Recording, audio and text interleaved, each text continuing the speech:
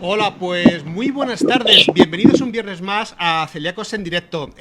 Hoy es viernes 19 de junio de 2020 y estamos realizando el programa número 93 de Celíacos en Directo. Perdonad por la tardanza, pero hemos tenido algunos problemillas de conexión con Sky, Internet y hemos empezado un poquito más tarde. Pero bueno, quedaros ahí que empezamos ya el programa ahora mismito. Bueno, pues deciros que hoy vamos a entrevistar al doctor Luis Miguel Benito, que es especialista en aparato digestivo del Hospital El Escorial. Y vamos a presentar un libro, su último libro, ya que tiene varios ya escritos. Su último libro se llama Coronavirus tras la vacuna. Y bueno, vamos a hablar con él porque nos va a dar una idea de cómo ha vivido él, pues desde su punto de vista personal y profesional, pues todo esto de la pandemia y el confinamiento y sus visitas al hospital para atender a los enfermos que estaban pues enfermos de coronavirus, ¿verdad? Y ha escrito un libro, así que bueno, vamos a conectar con él, que ya le tenemos aquí. Vamos a ver, doctor. Hola, ¿qué tal? Buenas tardes. Luis, ¿cómo estás? Buenas tardes,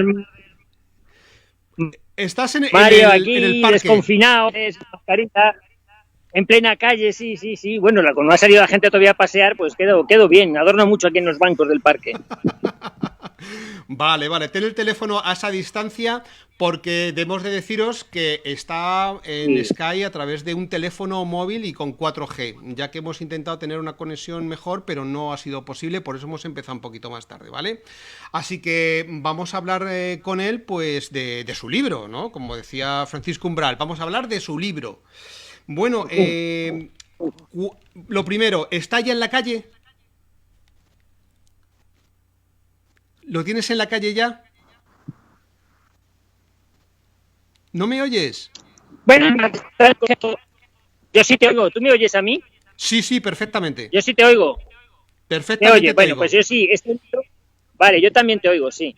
Digo que este libro sí está en la calle, pero conmigo. Este es el único ejemplar, que es el que me han dado precisamente para hacer las últimas correcciones, porque bueno, ha tenido alguna errata, entonces todavía los de la edición quieren que la corrija, pues para que salga impoluto, pero vamos, estaría la semana que viene ya a disposición de cualquiera.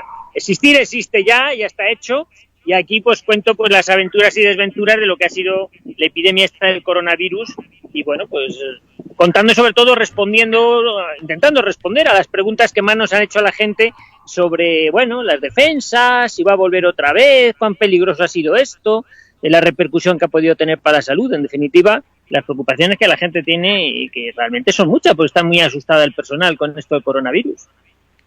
Bueno, ¿y qué podemos encontrar en tu libro? ¿Qué podemos encontrar? Bueno, yo me puse a escribirlo durante una guardia. Yo, como has dicho en la presentación, yo estoy en el Hospital del Escorial. Y bueno, el Hospital del Escorial es uno de los que a lo mejor menos, bueno, también tuvo su afectación, pero porque no teníamos de inicio una UCI, que hubo que hacerla, y tuvimos que evacuar bastantes pacientes para ser atendidos a un hotel. Los hoteles que habilitó la Comunidad de Madrid, pues uno de ellos en el Escorial, y ahí estuve haciendo guardias con pacientes con coronavirus, y fruto de estar allí de guardia, pues se me ocurrió la idea de, bueno, contar un poquito mis experiencias, cómo estaba viviendo la pandemia. Por eso el libro tiene, por decirlo así, dos partes gordas.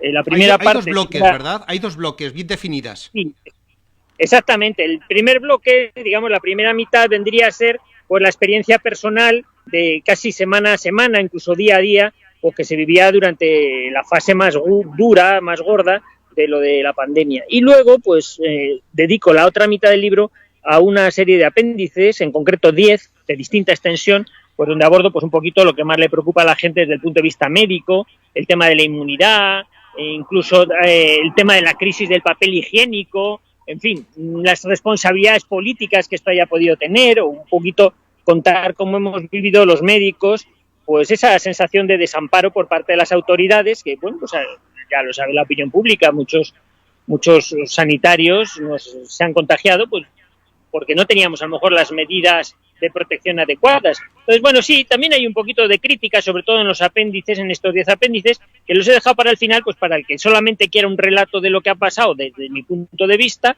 pues se ciña a eso. Y el que tenga curiosidad, pues luego se va a los distintos apéndices por ejemplo, alguno pregunta, ¿y se mueren más en Alemania? ¿O esto cómo se cuentan los muertos, las estadísticas?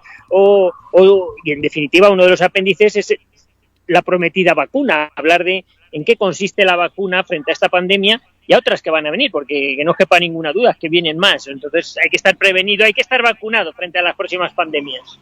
Pero no nos asustes, no, que si todavía no hemos pasado esto. ¿Tú crees?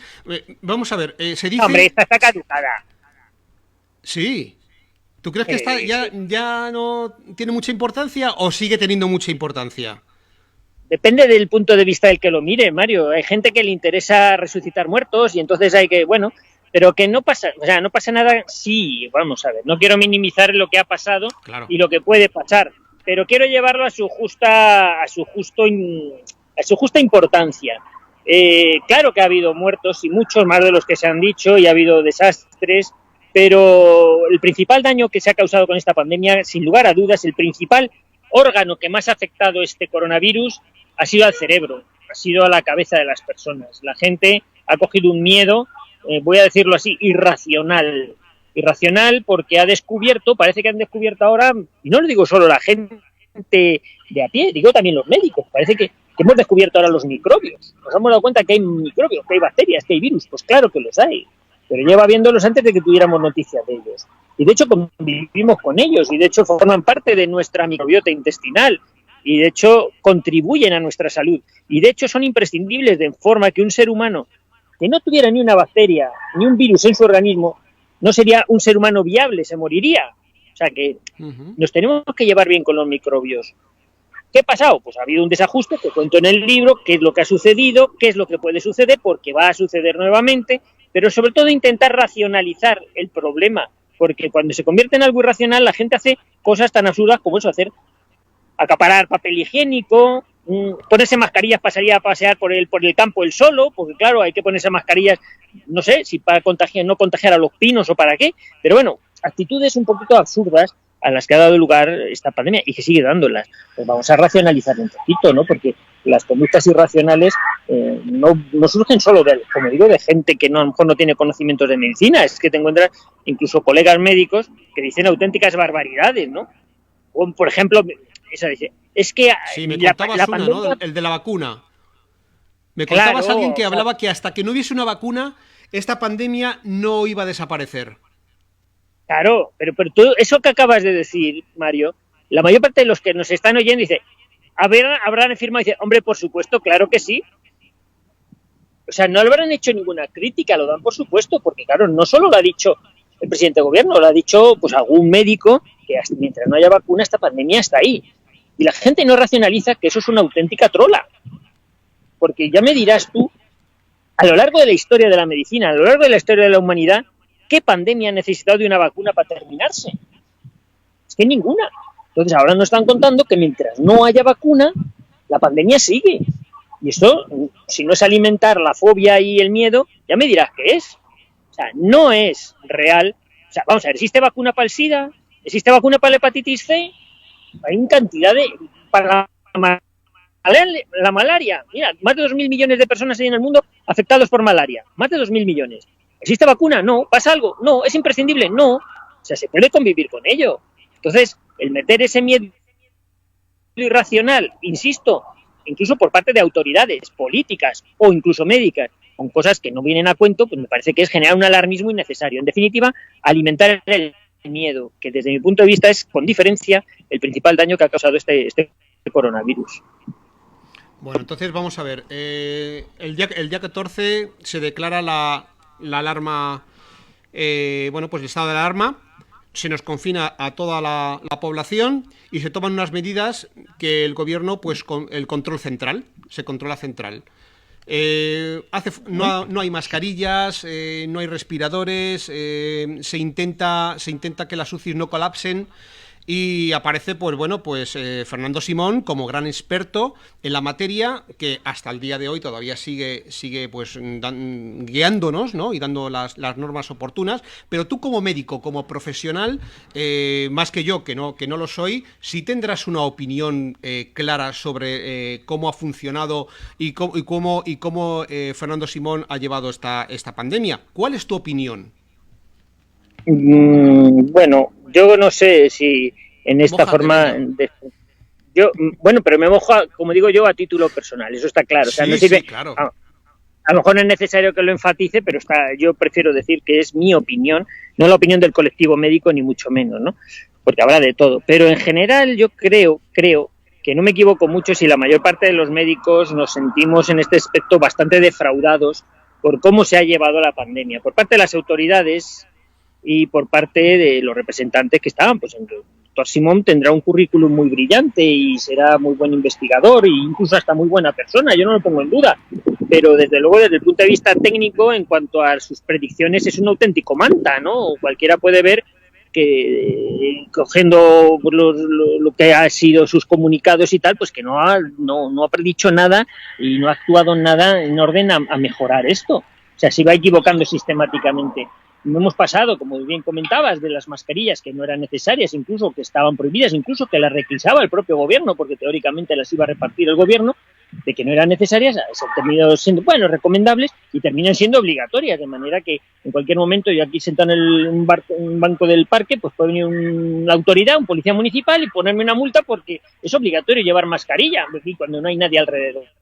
O sea, hemos sufrido una serie de desamparo y de desinformación por parte de las autoridades nacionales y regionales, fruto del caos y fruto de la descoordinación, y los médicos nos han dejado al pie de los caballos y hemos estado, se han infectado muchos colegas, pues ¿por qué? Pues porque no hemos tenido los medios de protección. Decretas, tú comentabas una fecha que para mí es clave, y de hecho en el relato lo digo, que es el 14 de marzo, cuando se declara el estado de alarma, porque ya sabéis que políticamente pues había muchas críticas, que si la del 8M, que si no sé qué. Bueno, mira, yo ahí ya no entro, si hubo que suspender, si no, cada uno que se force su opinión, pero yo voy exclusivamente a enjuiciar la tarea de las autoridades a partir del 9, incluso del 10 de marzo.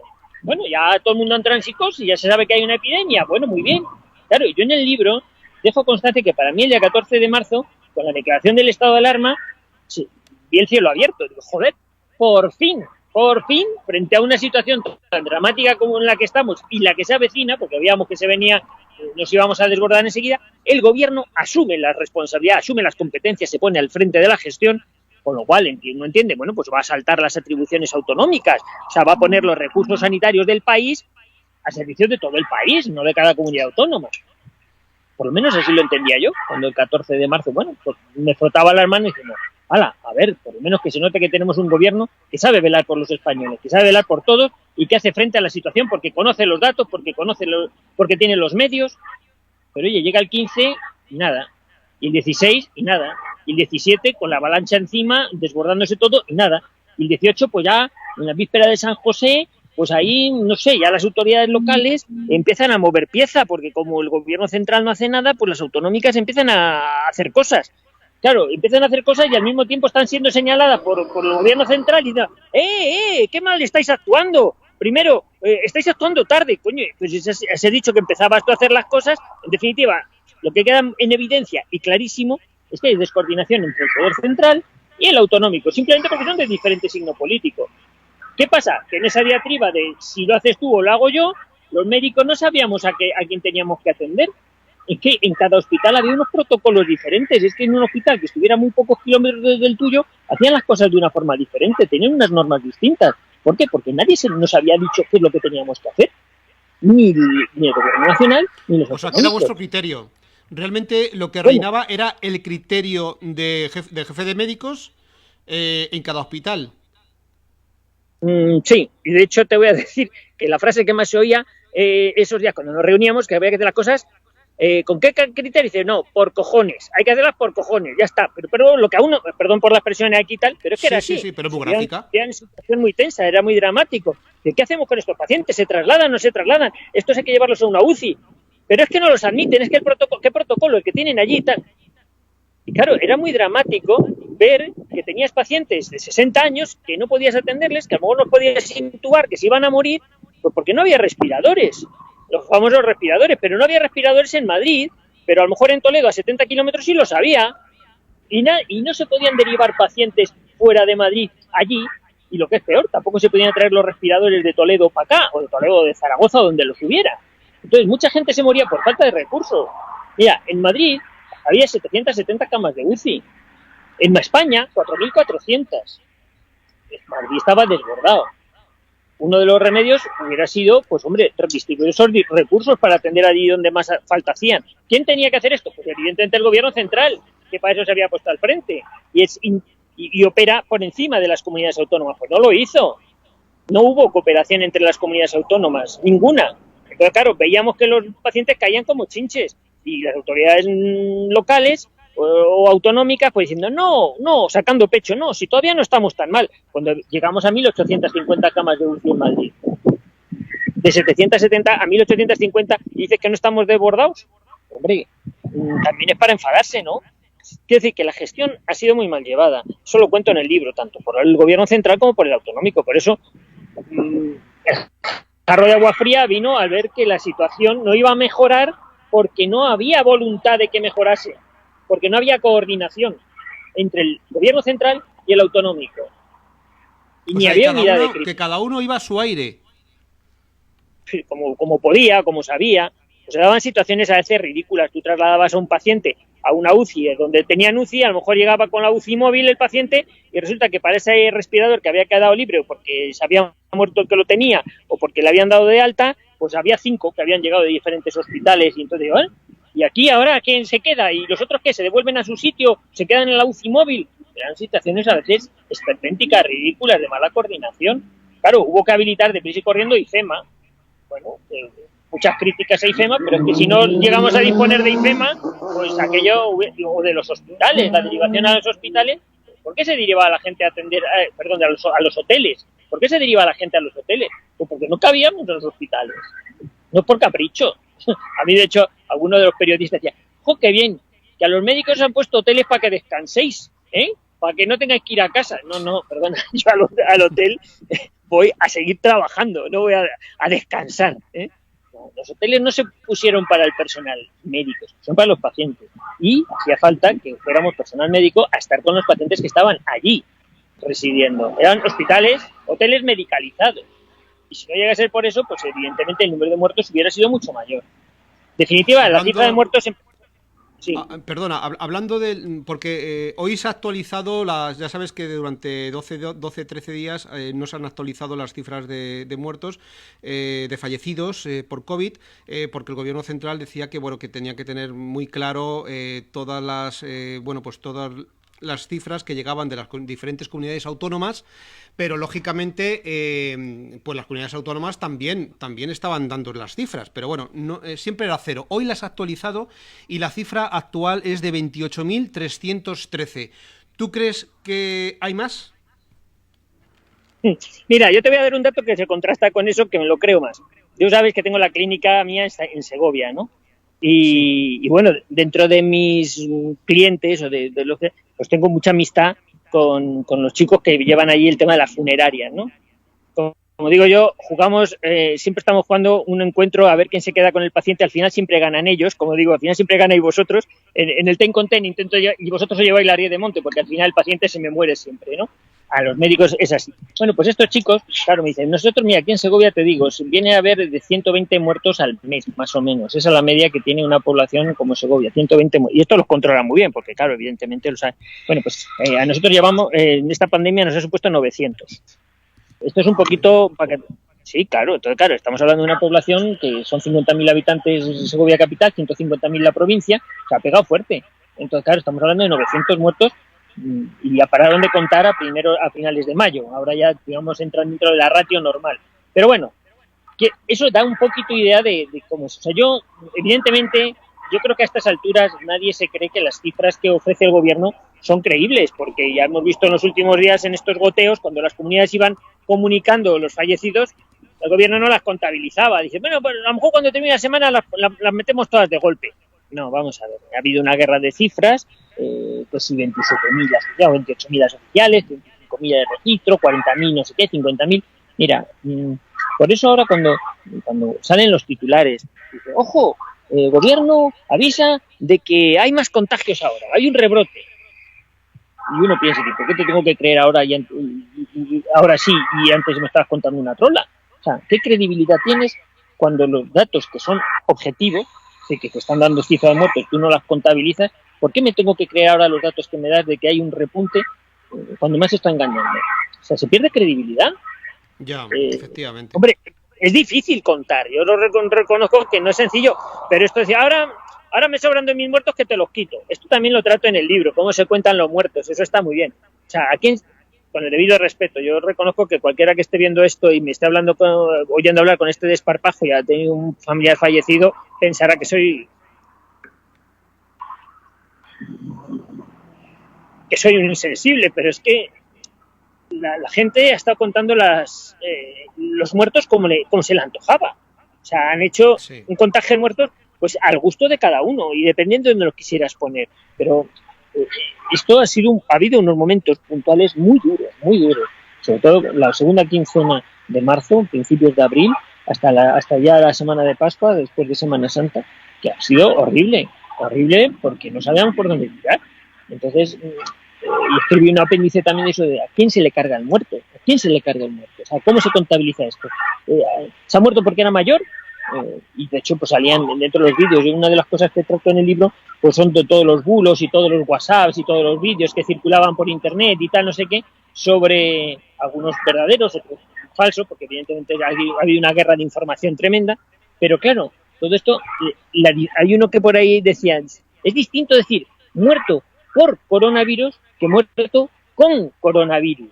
O sea, y con ese cambio de preposición, el con por, dice, no, se murió, tenía coronavirus, pero en el fondo se hubiera muerto igual, es que se hubiera muerto igual. Bueno, vale, sí, si al final morirnos no vamos a morir todos, es que aquí no queda títere con cabeza, pero comprobar esa causalidad, es decir, este se ha muerto porque ha cogido esta infección, eso es lo que hace que entre dentro de la lista y las estadísticas de fallecidos a consecuencia de la pandemia, digo yo. Bueno, pues interesa, lo metemos, y si no interesa, no lo metemos. Y esa pillería de la forma de contar no solo ha sido en España, también en el libro cuento, por ejemplo, como en Japón, pues eso, hasta que estaban intentando que no se suspendieran los Juegos Olímpicos de Tokio, y entonces contaban muy mal, contaban a la baja. Una vez que ya se han suspendido los Juegos Olímpicos de Tokio, pues entonces ya empiezan a contar de verdad y te das cuenta que aquello se dispara mucho. ¿Por qué? Porque antes te estaban ocultando datos. Lo hacen en todas. Una pregunta. Bueno, pues este coronavirus es muy especial, porque, a ver, ¿por qué hay personas, desde tu punto de vista como médico, por qué hay personas que realmente, bueno, pues son asintomáticos, prácticamente lo pasan sin saberlo? Ahí están los casos, por ejemplo, de muchos futbolistas que se les hizo la prueba y, bueno, lo tenían, pero ellos mismos no lo sentían. Y otros, sin embargo, les ataca tanto, y no solamente personas mayores, sino personas de 20, de 30 años que han fallecido porque les ataca muchísimo.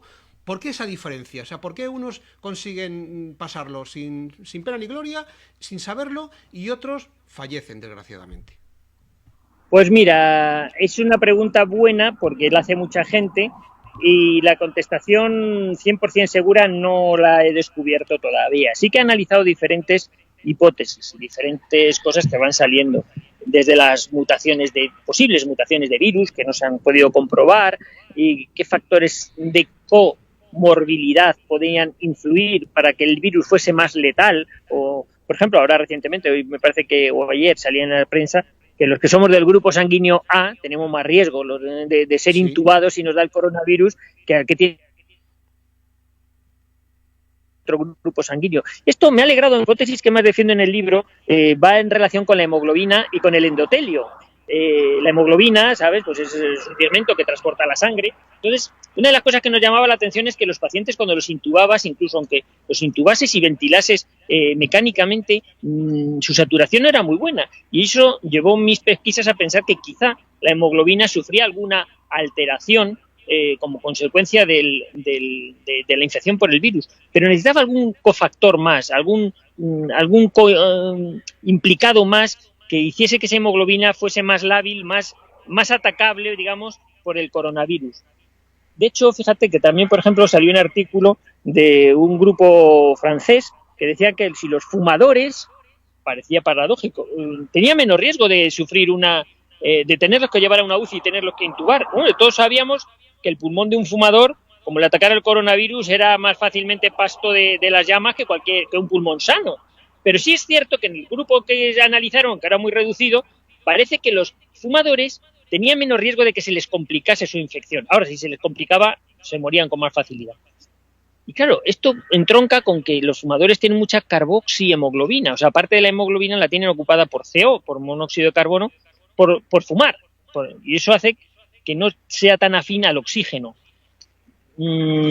Parece ser que puede ir por ahí los tiros, porque ya sabéis que luego todo ha derivado que la infección por el COVID, pues hombre, aparte de ser una infección respiratoria como el virus de la gripe, oye, los fenómenos trombóticos, que son los que más han matado, ¿no? Porque esas trombosis, microtrombos por todo el organismo, que daban ictus, que daban infartos de miocardio, que daban infartos renales, que daban trombos en las piernas, lesiones en las manos de tipo vasculitis. Esa afectación en la coagulación y esa afectación en la hemoglobina, yo creo que es una pieza muy importante para investigar sobre la patogenia de este virus y determinar qué pacientes se complicaban más. Sí hemos dicho que en gente mayor, pero quizá la gente mayor, te voy a decir, porque tampoco la gente mayor falleció mucho, pero tampoco porque, por desgracia, muchos de ellos no recibieron atención. Simplemente por ser gente mayor se les desestimó para tratarlo. Porque esta mañana mismo en Segovia he visto una señora de 85 años que tuvo coronavirus, claro, no lo voy a ver en el hospital, lo pasó en su casa y estaba tan ricamente la señora, o sea que por el hecho solo de ser mayor, claro, una persona mayor por estadística tiene más papeletas para morirse antes que uno joven, eso está claro, y hace falta que le sople un poco de aire para que efectivamente se vaya para el otro barrio. Pero yo creo que la letalidad, si lo analizamos y sustraemos ese factor edad, oye, que hay mucha gente mayor que ha pasado el coronavirus y no se ha muerto de él. Hay otros factores, porque hemos visto igualmente, nos han sorprendido por el otro lado, la gente joven, deportista y tal, ¿y por qué? Porque se ha muerto, ¿no? ¿Qué complicaciones más raras ha hecho una detrás de otra? Porque el paciente que se complicaba en muchos órganos, era un fallo multisistémico, se nos iba por todos los lados, y era gente joven. Entonces, dices, y esto, ahí es donde te desconcertaba, era donde cogía el verdadero miedo, porque dices, esto le puede pasar a cualquiera, y estamos analizando factores, pues eso, de la hemoglobina, factores del endotelio vascular, incluso hay algunos que hablan de que si el 5G, ¿verdad?, puede alterar la afinidad del grupo M de la hemoglobina y a lo mejor la exposición al 5G es el cofactor que ha hecho más virulento al coronavirus. Esto ya es conspiranoico. Pues mira, hay muchas cosas conspiranoicas, pero hombre, también es cierto que si coges el mapa de la distribución de las antenas 5G y ves el mapa de dónde más ha afectado el coronavirus en cuanto a gravedad y letalidad, pues hay una cierta coincidencia, también debería ser estudiado. No hay por qué desechar esas hipótesis por el hecho de decir son conspiranoicas, ¿no? A lo mejor hay algo de cierto en ello. En definitiva, se piensa que hay algún cofactor más aparte del propio coronavirus que ha influido en esa mayor gravedad en los casos más graves. Ahora se empezaron a hacer al final ya de abril algunas autopsias, es cuando hemos visto todo el problema de la coagulopatía y los daños sistémicos que esta enfermedad tenía y por qué, aunque los intubásemos, no salían adelante, no oxigenaban bien. En definitiva, todo esto lo cuento un poquito así por encima, sobre todo en el apéndice en el que hablo de la patogenia, ¿no? No le he querido meter en el relato general para no aburrir al personal, pero el que tenga curiosidad se va a los apéndices finales y ahí pues le cuento un poquito rollo con términos asequibles, o sea, en fin, con cosas que se pueden entender y dejo sin atar los cabos para que cada cual derive su hacia mirando. Vale, perfecto. En la segunda parte del libro hay 10 apéndices distintos que hablas, por ejemplo, de estadísticas, de los héroes y villanos, de la fisiopatía de la enfermedad, responsabilidad política, la vacuna, la crisis del papel higiénico. Es decir, es todo un revolution de toda este coronavirus, o los aspectos que tú crees que son importantes en esta pandemia. Sí, porque mira, yo a medida que iba escribiendo el relato, porque lo hacía pues intentando emular a lo que hubiera hecho, pienso yo, pues Benito Pérez Galdós con los episodios nacionales. Dice, bueno, tengo que narrar qué es lo que está pasando estos días por aquí. Bueno, pues te sentías tentado al escribir eso, dice, ahora es cuando les tengo que contar las fases de la enfermedad. Yo no, te cortaba, dice, no, esto lo vamos a sacar un apéndice porque a lo mejor el que esté leyendo el relato histórico de esto, pues no quiere que le suelte ahora el rollo lo saco a un apéndice al final. Ahora encajaría bien hablar de por qué se desabasteció el papel higiénico. Bueno, pues, esto como es anecdótico también lo voy a sacar a un apéndice tal. Claro, dentro de esos apéndices que has comentado, de esos 10 apéndices, hay uno que precisamente es lo que ha hecho que tenga que echar para atrás esto, que es la interpretación de las pruebas diagnósticas. Ya sabéis que también ha sido motivo de debate y de herramienta de piedra para lanzarse entre las autoridades políticas, alentado a veces también por los médicos. Pruebas diagnósticas, necesitamos PCR, necesitamos serologías. Y hay una confusión con las pruebas diagnósticas, que sea PCR, si la tal, no sé qué utilidad tienen real. Entonces, eso obligó a que lo que tenía escrito en este apartado lo tuviese que ampliar.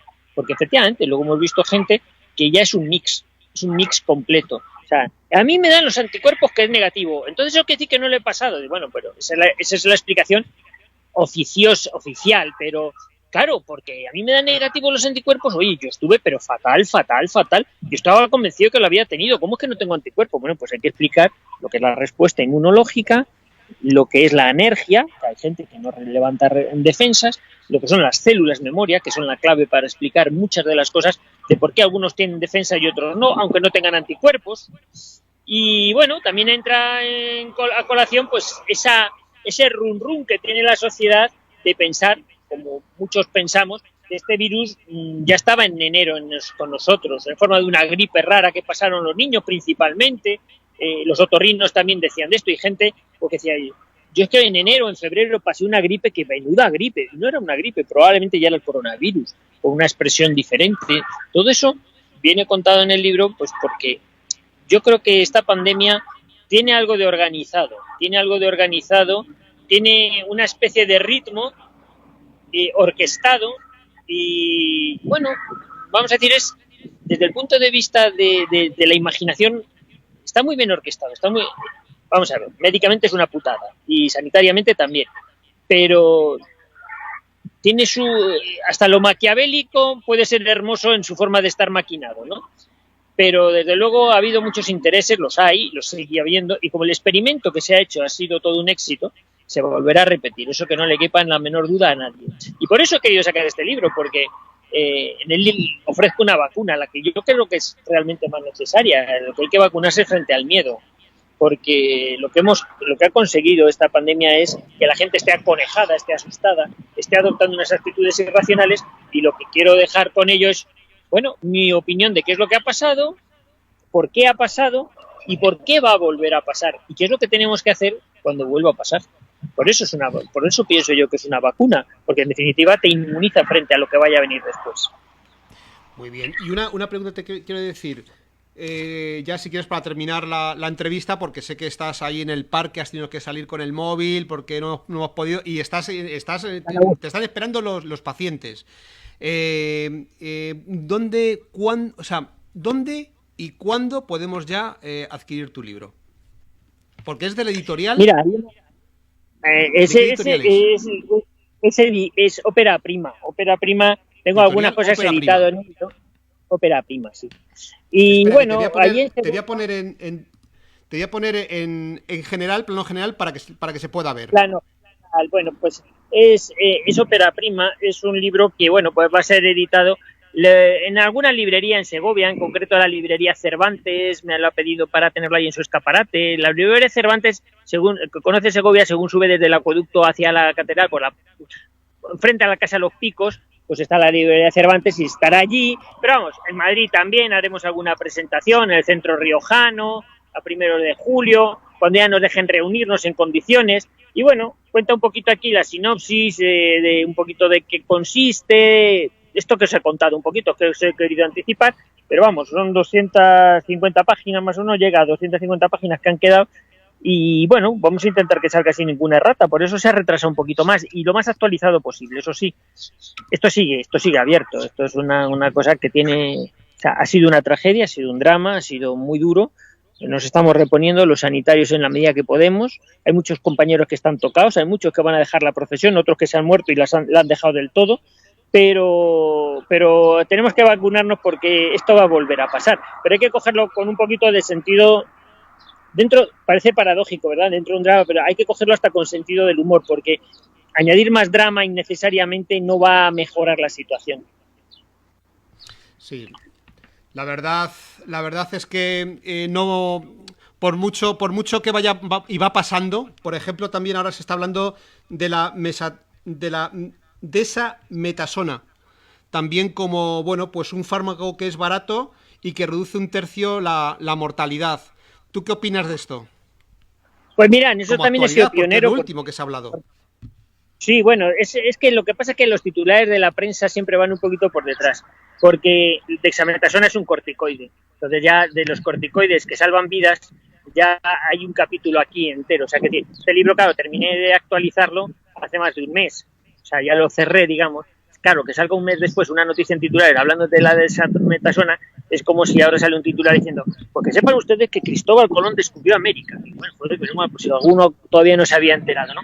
Dexametasona y los corticoides en general, porque dexametasona es uno de ellos, claro que han salvado vidas, han sido uno de los pilares terapéuticos junto con la heparina, con los anticoagulantes orales, para hacer frente a las complicaciones de la pandemia y sobre todo de la afectación. Porque los corticoides en la fase inflamatoria, que es la más destructiva que puede tener el virus hacia el día a día de la infección más o menos, pues el que entraba en una fase de exacerbación de la inflamación, lo cuento en el libro, esto estoy haciendo un poco de spoiler a mí mismo, pero bueno, el que entraba en una fase de aceleración de su sistema inflamatorio, pues ahí es donde ya, vamos, le empezaba a llamar San Pedro porque ya estaba en las 10 de últimas. Entonces, para frenar esa respuesta inflamatoria excesiva, precisamente lo que hacían, lo que hemos hecho, era dar corticoides. Que precisamente cuando se daban demasiado pronto, y por eso el titular ese lo dice, sí, pero hay que darlos en su momento porque si lo das en la fase vírica en los 7 primeros días, los corticoides, que son inmunosupresores, pueden hacer que el virus se prolifere más. O sea, puede ser perjudicial. Hay que darlos en su momento y no toda la gente, solo que hace una explosión de respuesta inflamatoria.